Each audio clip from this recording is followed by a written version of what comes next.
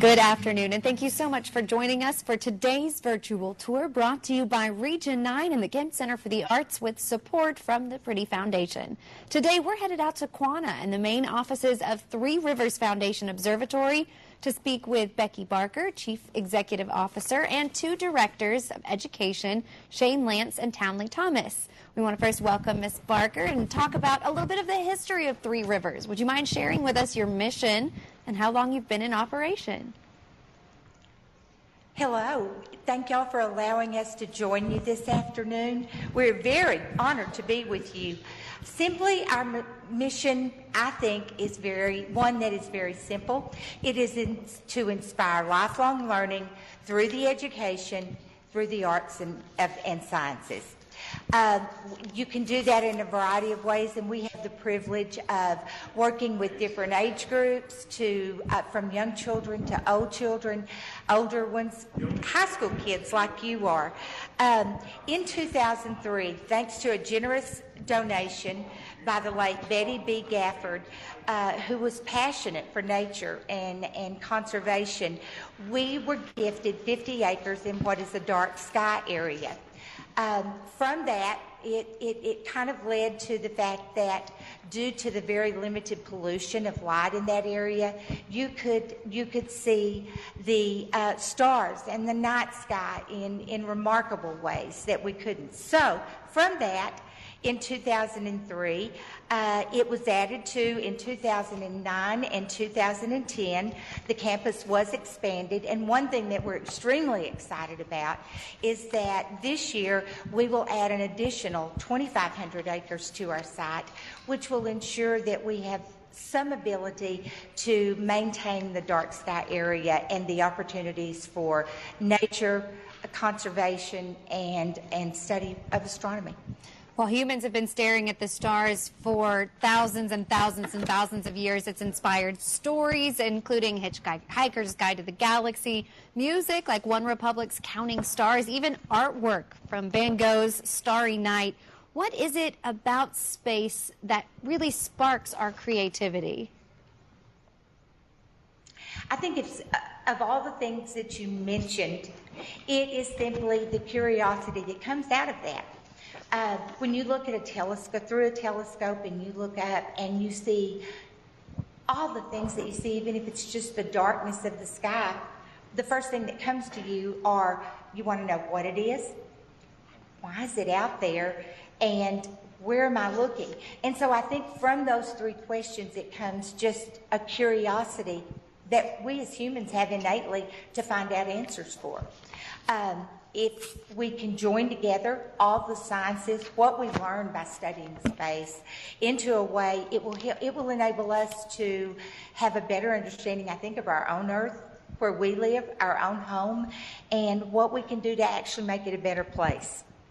Well, Ms. Barker, the observatory that you run is located out by Kroll, Texas. Talk to us about why you're located there, and a little bit about what you can do if you come out to visit and see the observatory. Okay. We are located out in the middle of really what you might say nowhere. We are located 14 miles southwest of Kroll, Texas. The reason we were there, I've mentioned briefly, was because we were in a dark sky area. We are quite a distance away from any large areas, and so therefore the light pollution is diminished, and it enables us to see those stars. One of the things that I most remember first times I was out there was just looking up, and I live in Quanah, which is very small, and we don't have the light pollution that even Wichita Falls would have. But when I looked up, I was amazed at the number of stars that were just simply in the sky that you could see, more than I'd ever seen before. So as light pollution becomes a problem, we can continue to offer an area that somewhat minimizes that problem. It's far enough away from those major cities as we talked about, and I think that you'll get a spectacular view of a night sky. Well, we had a chance earlier this week to come for a visit and meet the Director of Astronomy, Jeff Barton. He was kind enough to show us around the 3 main telescopes you have out there. We're going to take a look at those now. Hi, we're at Comanche Springs Astronomy Campus near Crowell, Texas. Behind me, we have our large observatory, our 15-inch refractor observatory. A little bit further to the south, we have our 30-inch reflector observatory. And all the way around toward the southwest, we have the Conley Foundation Observatory, which has 2 internet-controlled telescopes in it. But how do I give you a tour of the inside first?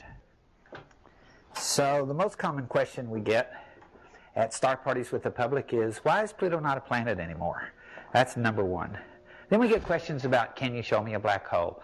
Well, no, they're black. And how far away is that? Everything we show people in the telescope, first thing we want to know is, after they get over their astonishment, whoa, it's how far away is that? And then it really astonishes them. So this is our control room / classroom. We have our internet equipment in here. We have photographs made by some of our volunteers. John Bozeman made the photographs on this wall over here. The magazine advertisement photos were made by Jerry Gardner from Fort Worth. And Vance Bagwell, our internet technician, made the one here beside the whiteboard.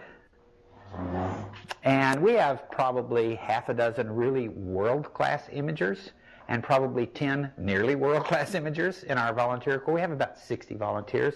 One of our volunteers, Andrea Marlar, is a grad student at UNT in Denton. And she'd been a grad student for about 3 months and made a presentation to the American Astronomical Union, and that's her poster session. She's searching for accretion disks in galaxy clusters, and it's really cool. So we have a great time here. We're doing maintenance here right now. We're in the middle of a big construction project, so some of our telescopes are disassembled. Parts are in here. This is the focuser. Those of you who know telescopes, imagine a telescope with a focuser this size. This is the turret with 3 eyepieces in it. I have to be careful. That's about $4,000 worth of stuff there. Everything in astronomy is glass. This is the lens for the front of the big telescope, and we'll show you the disassembled telescope. But you might want to see what a really large piece of glass looks like. That's a 65-pound telescope objective. If you were to buy that today, it would cost you close to $30,000. It was about a tenth of that when it was made in the mid-1980s. But it's for our most popular telescope. And we just finished reassembling it and cleaning it. And we give classes in here. A lot of Boy Scout Astronomy Merit Badge classes are taught in here. The smaller telescopes go on the side of the bigger one. And right now I have about a dozen batteries in here being charged. So that's what these little guys are. And that hum you hear in the background is the battery chargers. But we'll go through all 6 of these batteries in one night during a star party here. So let's go inside. I'll show you the big telescope. Okay, so coming in through the little alcove here, this is our main dome on campus. This is a telescope we use mostly for our star parties because it looks like a real telescope. Now, right now, the front and the back end are missing. The front end's on the table in there. This is where the front end goes over here. And this is the back end. That's the focuser I was talking about. But when this is all assembled, it looks like a pirate scope, looks like a real telescope. As a matter of fact, one of our volunteers made sure we knew it looked like a pirate telescope. We have a good time here on Talk Like a Pirate Day. But the advantage of a dome like this is it shields you from the weather. And it'll be here 100 years. It weighs about 4 tons. The next telescope we show you, it's an all-steel building. The whole building weighs about 4 tons, so nothing like this. Its advantage is it shows you the whole sky at one time. Here you only have a little window you look through at the sky, so you have to rotate the dome when you change celestial objects. Okay, so the back end of the telescope where the focuser goes is right here. So this is basically just a steel pipe. It's not very heavy, weighs about 50 pounds. This is for the telescopes that go on the side that help you aim it. But it just screws together kind of like an erector set. And the front of the telescope is over here. kind of behind this chair and ladder. It's a little bigger, but also about 50 or 60 pounds. And the glass part goes on here. So this is where we put the lens on the front when we have it erected. It's apart right now because the campus is closed for construction. We had plenty of time to do this. Every 4, 5, or 6 years, you need to take it apart and rebalance it and clean it. And it's been 7 years since we did it, so now's the time.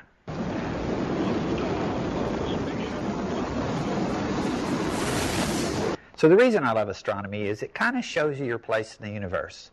I hear people all the time say, well, do you think there's life out there? Carl Sagan said, if there's not, it's an awful waste of a really big place, because the universe is huge. First time you see Saturn or a galaxy through a telescope, you go, OMG. And that's what I live for. I hear people say, OMG.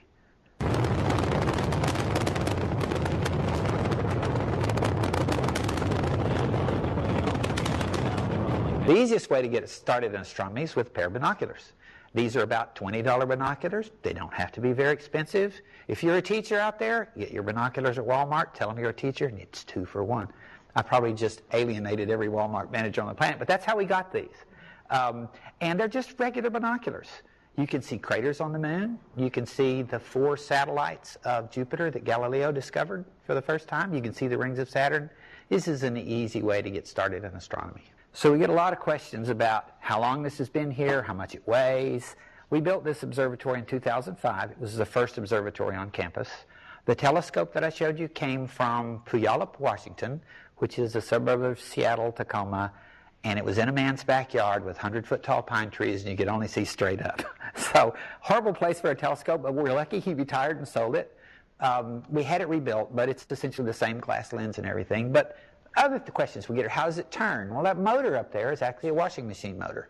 It's not much bigger than the motor in your washing machine. And the wheels that open and close and make the thing rotate, they literally are garage door wheels. So we had to replace one, and Lowe's was where we got it. So a lot of what you do in astronomy is just make do. A lot of instruments are home built. The telescope we'll show you next is a copy of a dentist, built one for himself. People liked it, so he went into business. He's still a dentist, but he sold thousands of these telescopes. You know, you do something that works and everybody wants a copy. So neat. So I go now back to Ms. Barker. Was this the first observatory on campus? And how long did it take to build the space that actually holds that telescope? Thank you. The telescope, the observatory and telescope that we were just looking at, is the first observatory that was placed on campus. And some interesting facts about that. It started, construction was complete, I believe, in 2006. But some interesting facts about that are, due to the weight and being able to keep the telescope steady, there is a very long pier that runs 36 feet down into the ground to the bedrock. So essentially, when I was talking to Mr. Barton about the construction of it, he said, well, it took us about 3 months to build. But he said, it didn't take 3 months to build the dome. It took almost 3 months to build the concrete and the foundation that it's set on. He told me that it took close to 9 truckloads full of concrete to cover the pier, the surrounding area, and the floor of the observatory dome. So I thought that was very interesting. It is called an ash dome. There is a company in Illinois that makes that type of dome, so that's the reason that it's called that, and that's a little bit of trivia about the Dome Observatory. Well, as you are well aware, Texas has a vast history with space. Of course, NASA is located in Houston, Clear Lake. Have you ever had any astronauts stop by, maybe to swap space stories? We haven't had an astronaut drop by. His name is Don Pettit. 2 years ago, he was a guest speaker at an event at our campus called the Messier Marathon. He has completed both shuttle missions as well as working on the International Space Station. And at that time, he actually had more time in space than any NASA astronaut. He is noted for his astrophotography of Earth from space. You know, we here always take a lot of pictures of what's out in space, but he had the vantage point of looking back at our home and taking pictures of that. He also is noted for hosting Saturday AM Science for kids from the space station, and a lot of those are posted on YouTube videos, so you might want to check that out. He was very interesting, very patient, loved what he did is what I was told, and we would invite him back anytime. Okay, well, I want to let all of our students know that are watching right now, Seymour and Iowa Park are with us right now, that we are going to be checking in with you to get your questions for Miss Barker and everybody else that's joining us. So if you've got any questions, start thinking of those now, and we will check back with you here in just a few moments. But first, the second observatory on this campus has a completely different look, almost like a large shed with rails out front. Mr. Barton shared a little about that equipment as well, and we're going to talk to the directors of education when we come back so they can share their favorite experiences with the folks who come out to visit the campus. So we're closed for construction right now. The main project for this year out here where these people are surveying is going to be a 7,400 square foot science building. It's been in the planning stages for several years, and when we saw the excavator show up today, we know, okay, now it's getting real. We're thinking about June, July, August will be under construction, but all the infrastructure for it, all the trenching, new sewer system, new water system, new electrical system with transformers, all that's going on right now, and hopefully that'll be done by June. So we're thinking maybe we'll be able to do star parties again as early as the end of June. Okay, so this building actually is an observatory. It's called a roll-off observatory because the roof rolls off on these beams, and the advantage of a roll-off observatory is you can see the whole sky when you're inside it. As you recall from the domed observatory, you can only see through a little window. So the disadvantage is, you have to open the roof, and if it's windy, we have to be very careful because the only thing that holds this roof on is chains and gravities, and the chains are not on it when it's moving. But once you're inside, it's like a wind tunnel if it's windy. So we don't use this when it's very windy, which is often in West Texas, but when it's a clear, calm night, this telescope will show you the spiral arms of galaxies just like a picture. This is a true galaxy telescope. I'm going to swing it around. I'll go back to the back and pull the cover off the mirror so you can see the business end. So you look through that front end, you look through the side of it, but the mirror is pretty large. That's a 30-inch mirror. We often get the question, how far can this see? And the answer is between half and two-thirds of the way across the known universe. As long as you're looking at something bright like a quasar, you can see it a long way. But the light goes in the front of the telescope, hits that mirror, bounces back to this little mirror on the side, and then out through to the eyepiece, which goes right in here, which magnifies the image. So the large telescope is a 30-inch telescope. It's measured this way, its diameter. These are 20-inch telescopes. They're the same design. These are not computerized. And that's because we like to roll them out the back door and set them up out in the open when we have a large crowd. The 30-inch telescope takes all of the room in this building to swing around, so we need to move them outside where they have plenty of space for these. These will show you a lot of stuff, just not as much as the 30-inch. You get more detail and more distance across the universe, the bigger the mirror is. So we roll the smaller telescope outside onto these gravel pads. We also have a lot of volunteers have their own imaging telescopes, and they'll set them up back here so the light from their computer screens is blocked from the observatories by the building itself. But we can have 3 or 4 telescopes set up out here and accommodate a pretty large crowd. We are joined now by Shane Lance and Townley Thomas. So the next question for you guys, what are some of your most memorable experiences as you've helped people explore our universe?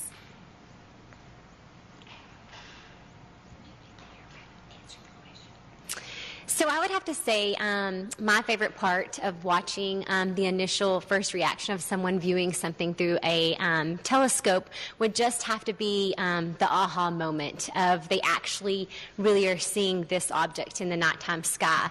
I love to hear their comments of, oh, I can see the rings on Saturn, like they notice immediately, or the craters on the moon. It's a remarkable experience to hear, oh, it looks just like I imagined. And then the curiosity and the other questions begin flowing, and what else can we see and what else can we find tonight? Shane? Yeah, mine's very similar. It's always that first experience. A person, kid, adult gets on a solar telescope, and it's like, oh, wow. You can see solar flares coming out of the sun. You can see sunspots on the sun. I still remember my first time I ever went out to our campus. I wasn't even an employee. I went out to go view, and I was just amazed, and I sat up with Jeff till like 1, 2 in the morning just viewing. So I still remember my kind of oohs and ahs when I saw it. It's just that very first time. Well, my next question for you guys, if folks are coming out to the observatory and the weather's not cooperating, are there other things they can do or see during the day that they're there? Okay, sorry. So unfortunately, when the weather is bad, we do always try to have an alternate plan. And a lot of times that means we will move things indoors, which we are very fortunate to be building a new education building, which is going to be larger and be able to accommodate a portable planetarium. So that's going to be a fabulous option for us. As well as we always like to include some hands-on STEM activities for you to participate in, as well as hikes. Outdoors, as far as if it's still cloudy but the weather's okay, we can of course explore all over campus. On top of that, we have a biologist on staff. She can always come in, and we have game cameras that set up throughout campus, and so we can always give talks on the various animal activity that's going on campus, along with what our game cameras have caught. We also have a set of authentic skulls and pelts where we can give the kids and adults first-hand experience at holding a coyote skull or a coyote pelt and actually feeling it and looking at it firsthand. We do have Jeff as our staff astronomer, and he is a wealth of knowledge, and he's always able to just step up and give a talk on just any subject that we have. And I understand you guys also offer star parties. Talk to us a little bit more about those. How do we come out for a star party? Okay, so a star party, the calendar is located online, as well as it is free and open to the general public. And there's a schedule throughout the night of different things happening that you can be involved in. Of course, astronomy happens, the best astronomy time is late at night, and so be prepared to stay. And of course, we do have cabins as well as tent camping and RV hookups. Also during the star party, we try to have activities for the kids. Many times we'll have different STEM and STEAM activities, such as we have straw rockets, and we kind of incorporate, everything from a little bit of math and engineering in that. And then we also have numerous hiking trails where you can walk all the way to our beaver pond. We have I guess you call it a big cairn, basically a water monument that's stacked rocks that, we believe is probably several hundred years old, built by, buffalo hunters or even Indians as a marker for water in a distance that you can hike up to. It's really neat. And, again, at the star parties, we have some of the darkest skies in Texas. So, you're going to see views just looking up at the night sky that, even in a small town like Quanah, where I live, you won't see. Well, my next question for you guys, I understand one of the biggest events of the year is a marathon, but we're not talking about a running marathon here, am I right? We've got a very special marathon coming up. When is the next one, and what is it exactly? Okay. It's the Messier Marathon. It's coming up. It's this month. It's in March. It's named after Charles Messier. He was an astronomer back in the late 1700s, And when he was viewing the sky, he kept seeing objects up there. And so in order to keep from getting confused on what it was, he started marking them, and so that way he doesn't get like a asteroid or a comet and a planet mixed up with a like star cluster or just a star or even a nebula. Okay, well, let's do this now. Let's take some questions from the students. We'll start with Seymour. I'll relay those questions to you guys from them. Seymour, do you guys have any questions for us?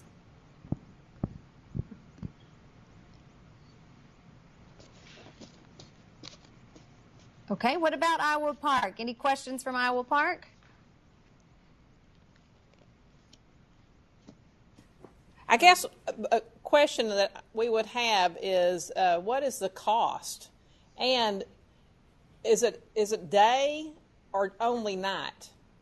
Okay, great question. So, guys, they'd like to know what the cost is to come out for the day or for perhaps one of the star parties. And do you come out just at night? You talked about some of your day events, so you could make this a day trip as well. Yeah, the cost is totally free. Our star parties are mainly nighttime. Some of the activities, such as when we do the STEM and STEAM activities beforehand, that is during the daytime. Our hiking can be done during the daytime or nighttime.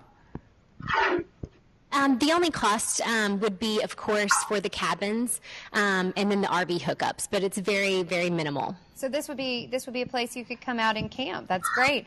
Let's see if there are any other questions. Iowa Park, any other questions?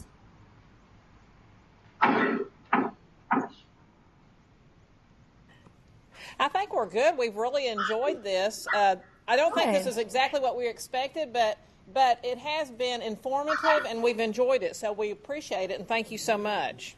Sure, absolutely. Well, we've got one final video clip we're going to look at really quickly of the Conley Foundation Observatory.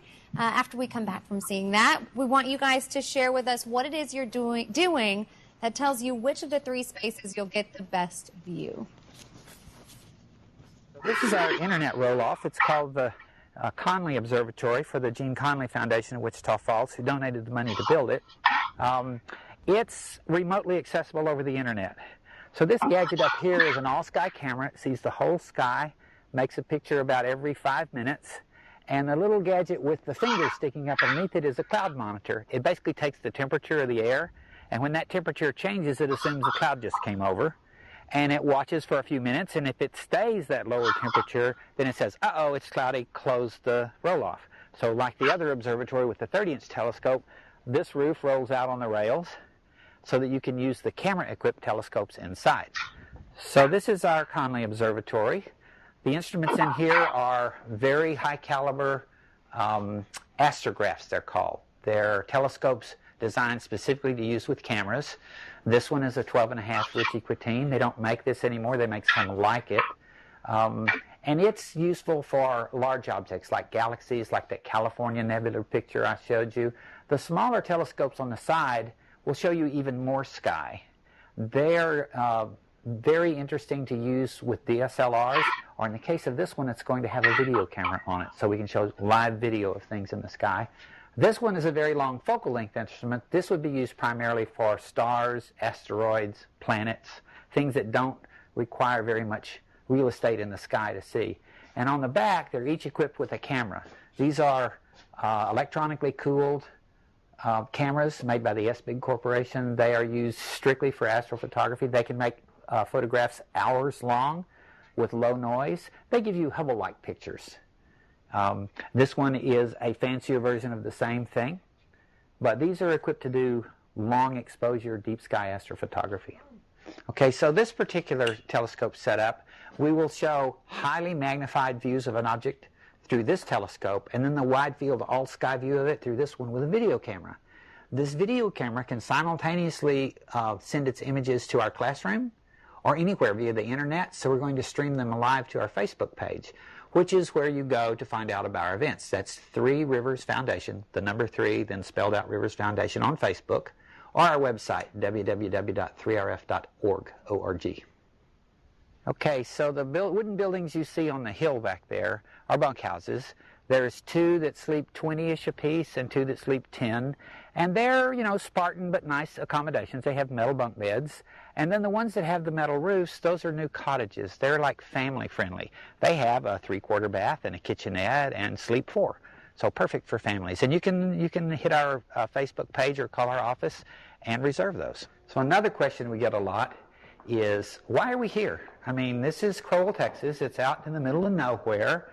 And the answer is because it's in the middle of nowhere. You've got really dark skies. So to make pictures like that, you can't do that from the city. It requires a lot of special filters to cut down the sodium vapor lights and stuff. So just why bother, right? Why not come out to West Texas where anybody, even in Wichita Falls, you can go outside and look up at night and see the Milky Way. 90% of the people who come here have never seen the Milky Way before because our light skies are all polluted. It's really cool out here.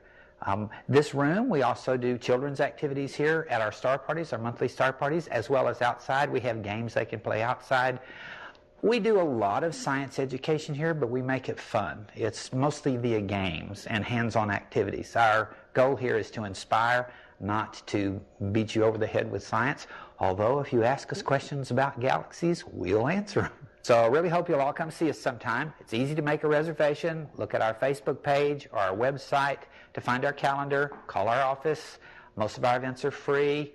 And they always have some daytime activities and some nighttime activities. And of course with astronomy you're always weather related. So there are times when you come out in the daytime and it's great, then it gets cloudy. But with our new science building facilities, we have a planetarium in there. So there's plenty of stuff to do even if it rains. Looks like there's so much to do out there. All right, Miss Barker, my last question's for you. Well, not quite last. Sorry to get your hopes up. What do you want people to know about the organization, and if they're interested in perhaps volunteering, how do they go about doing that? Well, first of all, we would like to get the word out that we are there. I find it interesting that sometimes people even within our area are unaware of what we do out there. So we invite you, come out, share with us in evening's activities, what it is we do.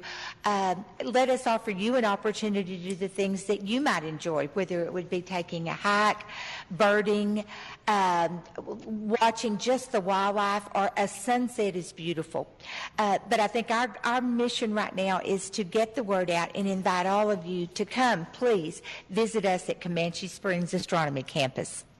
And what would you like to tell the students about pursuing art in their lives and how it really benefits from understanding science as well? I think that sometimes in the hustle and bustle of what we do and getting through a day, that we simply forget to look around and look at the beauty around us. And I always think about the fact that science, our homes are much prettier when the trash truck comes around and picks the trash up. Someone somewhere with a scientific mind was creating that whole system that allows that to disappear, and while at the same time we get to enjoy the beauty of our home and have those things go away. So I think sometimes a need to preserve some beauty, from that comes a real need for someone to figure out a scientific and an engineering way to solve a problem. So I would encourage all of us, myself included, to look around and to just see what's out there, look for the beauty, and if you see a problem, let's put some science to it and see if we can solve that problem. All right, well, we've got one more word from Jeff before we leave. Let's take a look at that. So thanks for watching. We hope you come see us. Come check us out. Like I say, most everything we do is free. There's no reason not to come. And as we close, we're going to look at some evening sky photography done by North Texas artist Jim Livingston. You can see more of his work by visiting the downstairs gallery at the Kemp Center for the Arts or by going to his website, jimlivingstonart.com. We want to thank Becky, Townley, Shane, and Jeff for taking the time to share with us how we, too, can take a better look at our universe by visiting Three Rivers Foundation Observatory. We want to thank you now for joining us on this virtual tour, with special thanks to KFDX for making this possible. Join us again next month as we continue looking at how art and science work hand in hand. On behalf of Region 9 and the Kemp Center for the Arts, thank you again and have a great day.